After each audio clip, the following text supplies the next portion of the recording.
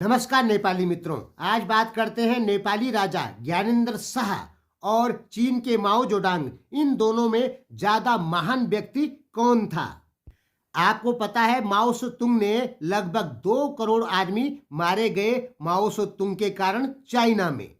यानी सत्ता पाने के लिए कम्युनिस्ट पार्टी ऑफ चाइना यानी माओ सेतुंग ने लगभग 2 करोड़ चाइनीजों को मार डाला। सत्ता का इतना लालच था माओ सेतुंग के पास में। वहीं नेपाली राजा ज्ञानेंद्र की बात करेंगे तो नेपाल में जब 7 दलों ने एक साथ काठमांडू में राज दरबार घेरा था 2008 में शायद, तो राजा ने देश के नाम नेपाल के नाम संबोधन करते हुए अपनी सत्ता छोड़ दी। अगर उस समय नेपाली किंग चाहते तो किसी बड़ी ताकत से सैनिक सहायता लेके और जो नेपाल के 7 दलों के नेता थे उनको गिरफ्तार कर सकते थे, जेल में डाल सकते थे, राष्ट्रपति शासन सैनिक शासन लगा सकते थे, जैसे म्यांमार में चल रहा है इस समय। ये भी दोस्तों सत्ता की भूख ही है जो म्यांमार में चल रहा है, सैनिक शासन। कुछ लोग अपने सत्ता में बैठने के लिए देश में आग लगा देते हैं, लेकिन ज्ञानेंद्र शाह ने ऐसा नहीं किया।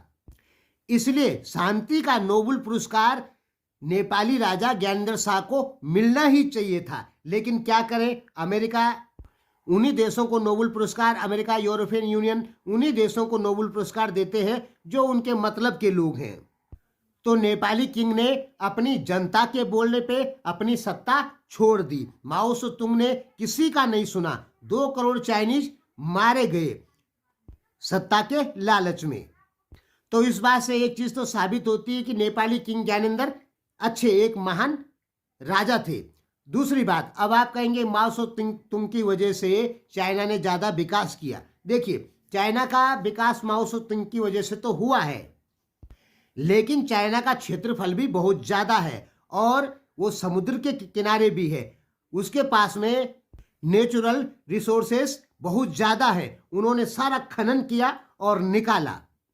नेपाल भी अगर खनन करता है तो नेपाल के पास में भी काफी पैसा आ जाएगा। चाइना ने किया, उसके पास पैसा आया। तो ये नहीं कह सकते कि केवल माओ सेतुंग की वजह से चाइना ने विकास किया। हाँ, मान सकते हैं कि चाइना ने जो विकास किया उसके पीछे कहीं ना कहीं कुछ ना कुछ हाथ माओ सेतुंग का भी जरूर है। नेपाल की पहुंच समुद्र तक नहीं है, इस कारण नेपाल विकास नहीं कर पाया चाइना जैसा। फिर नेपाल का क्षेत्रफल भी तो कम है, पहाड़ी क्षेत्रफल ज्यादा है। नेपाल ने अपनी खदानों से लोहा, चूना, यूरेनियम आदि कुछ नहीं निकाला। चाइना ने तो बहुत कुछ निकाल दिया है। धरती को खोखले बनाने वाली बात कर दी है चाइना ने, खनिज निकाल कर। इसलिए उसके पास पैसा ज्यादा आया। फिर उसने उस पैसे से बड़ी इंडस्ट्रीज खोली और पूरी दुनिया में सामान बेचा और चाइना के पास में खूब पैसा हो गया। अब नेपाल के जो कम्युनिस्ट लोग हैं वो कहेंगे कि भाई मैं गलत बोल रहा हूं, नेपाली किंग ज्ञानेंद्र कोई महान नहीं थे, माओ सेतुंग महान थे। मुझे पता है कि नेपाली कम्युनिस्ट ऐसा ही बोलते हैं। जहां चाइना और नेपाल के आदमियों के आपस में तुलना करते हैं, वहां नेपाल के कम्युनिस्ट लोग चाइना को ही महान बताते हैं और अपने देश के जो राजा हैं उनको महान नहीं बताते हैं। ये कम्युनिस्टों की सोच है, नेपाल की हो चाहे भारत की हो।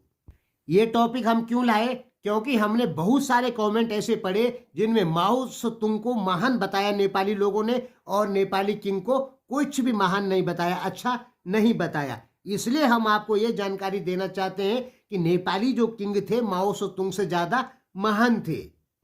उनको शांति का नोबेल पुरस्कार मिलना चाहिए था।